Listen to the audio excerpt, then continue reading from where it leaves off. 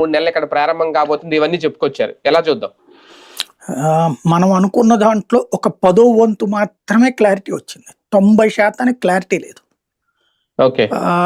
ఈ నెలలో ఒక్కసారి మనం గుర్తు చేసుకుంటే ఏదో కొత్తగా భూ సమీకరణ అన్నటువంటి నోటిఫికేషన్ ఇవ్వటం, ఆ నోటిఫికేషన్ ఇచ్చిన టైంలో ఈనాడు జ్యోతి పుంకాను కథనాలు రాసినాయి. ఇంకేముంది, అమరావతికి ఇచ్చేస్తున్నారు చట్టబద్ధత అన్నటువంటి కోణాలు రాసుకొచ్చేసారు.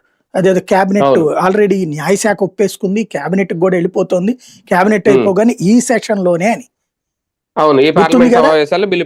అంటే పచ్చి మోసగాళ్లే కదా 2 పత్రికలు కూడా, పచ్చిగా దగా చేశారు కదా ఆంధ్రప్రదేశ్ ప్రజల్ని. కనీసం దాని మీద వివరణ కూడా రాయలేదు.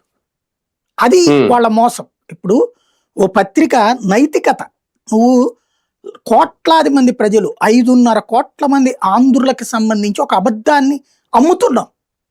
నిజం ఎందుకు దాస్తున్నావు?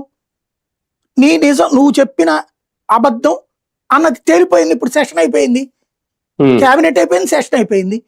ఏం జరిగింది? ఏం జరగనప్పుడు మేము ఇట్లా అనుకున్నాము, మాకు వచ్చిన సమాచారం ఇది, కాకపోతే కొంత ఆలస్యమైందని చెప్పారా వాళ్ళు?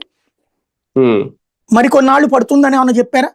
పోనీ ఇప్పటికీ ప్రజలకు కావాల్సినటువంటి నిజం ఏంటి? ఎక్కడ అమరావతి, ఏది అమరావతి? ఈవెన్ ఇప్పుడు పెమ్మసాని కూడా చెప్పట్లేదు.